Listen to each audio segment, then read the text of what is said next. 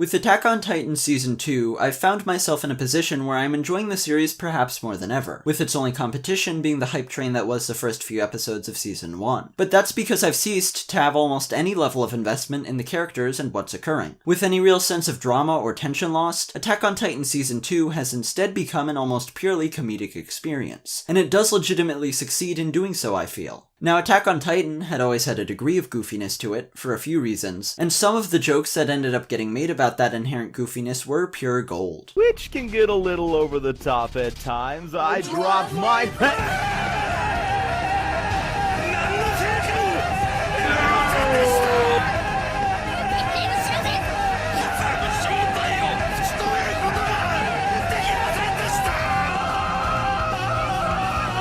The primary contributing factor is just how insanely high the tension and intensity are ratcheted up to, even in instances that seem like they should be relatively mundane situations. It honestly borders on parody at points, and its bouts of dramatic shouting would be right at home in an intense comedy. The key difference here is of course that Attack on Titan is taking itself almost totally seriously, attempting to create an atmosphere of dread and a compelling tense narrative such that the serious comedy that director Tetsuro Araki employed in other series of his like Death Note is something it goes for much more infrequently, if ever. This of course being the likely result of the Death Note manga itself containing that comedy, and indeed its creators coining that term, whereas it doesn't show up in the Attack on Titan manga. Then there's the often janky and bizarre designs of many of the Titans, due in part to the inconsistent art of the source manga that doesn't have the best grasp of bodily proportions. They worked in the series' favor for the most part, receiving widespread praise for the unnerving effect these misproportioned bodies and inhuman grins had, and the extent to which it contributed to that atmosphere of horror and dread, but the potential is still there for these designs to start having the opposite effect if Attack on Titan's hook starts losing its hold on you.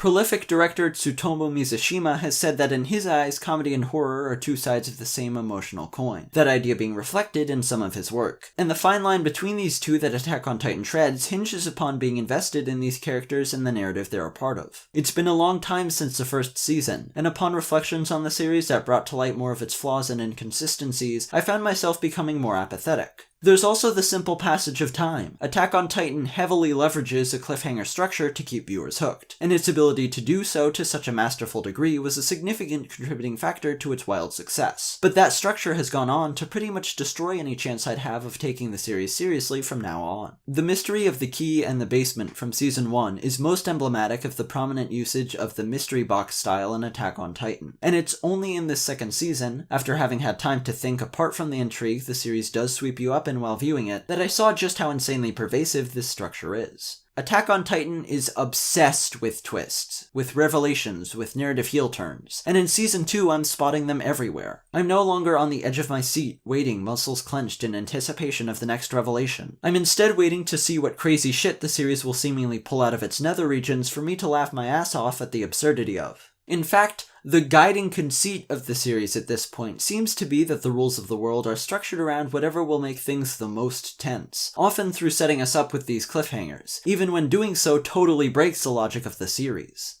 A few examples. In episode 3, we get a scene soaking in tension, with the characters practically shitting themselves as they wander through the total darkness, wondering when Titans might jump out at them. They are terrified of this prospect. Later in the night they've found lodging, and all of a sudden they hear noise and go out to see Titans walking around. They are absolutely incredulous about the fact that this is occurring. In their minds, there is no way these Titans could be walking around at night like this. The contradiction here had me laughing out loud. The series is so thoroughly barefaced in what it's doing here, and it doesn't give a fuck. Yes, I saw the throwaway line wondering how they could be walking around this late at night, and no, that doesn't make this any less blatant in my eyes. Because we were already in the dead of night when that first scene took place. They needed it both to be pitch black in that scene, and retain this twist about Titans moving around at night when previously we believed they couldn't. So it just implies a specific, previously unalluded to known time frame for this and moves on. Maybe it's not a plot hole, but even as a plot convenience, this is hilarious. And it isn't even the best instance of it from this episode.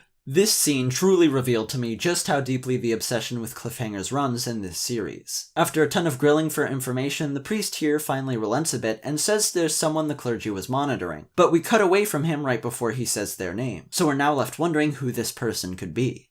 Ooh, good one. You've got me shivering in anticipation. Who could it be? Fans will be theorizing about this until the next episode airs. Classic cliffhanger. Find out next week on Dragon Ball Z.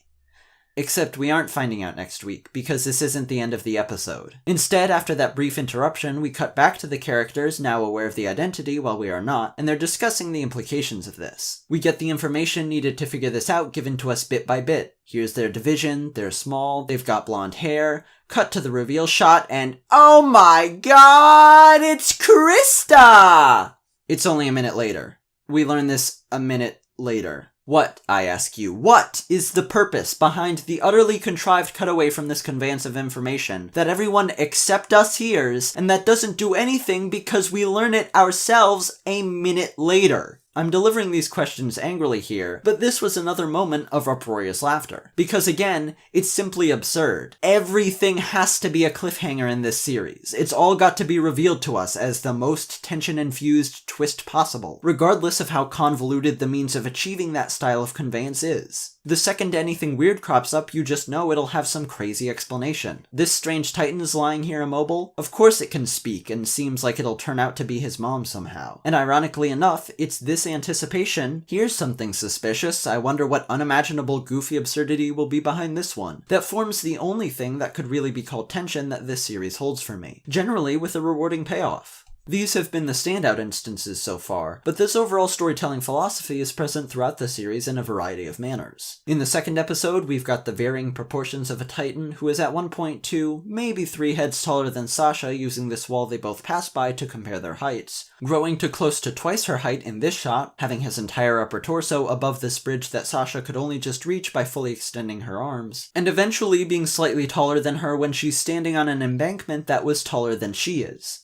I'm sorry, this is not the same titan that mere moments prior could fairly easily just duck his way out the door. I understand a stylized shot, where he appears larger than life, looming over Sasha to convey the dread she's experiencing, but some of these are fairly pulled back, unassuming shots that aren't from her perspective, that can only really be taken literally. But because the series wanted him to be unnerving, both in how he could be inside a human home, intimate and roughly on their level, and also giant and imposing when that time came, he was simply shrunk and grown at will to suit those whims. At this point, I'm not merely describing some kind of objective flaws here or anything, as I'm sure the tension is there for many, and they've continued experiencing this season as a gripping watch. What I'm doing is conveying how these choices have affected me in my own viewing, and how when all of this comes together with some even goofier titan designs than ever before, scenes like giant eyeballs getting popped out of this goober's face, and a pot-bellied titan awkwardly lumbering along next to a dinosaur and a flying whale, I'm left with a really enjoyable, though seemingly entirely unintentional, serious comedy experience. There's more than one way to enjoy a piece of media. I'll be excitingly watching this one along with many others. Their knuckles white with suspense, my belly sore from laughter, and that's a wonderful thing.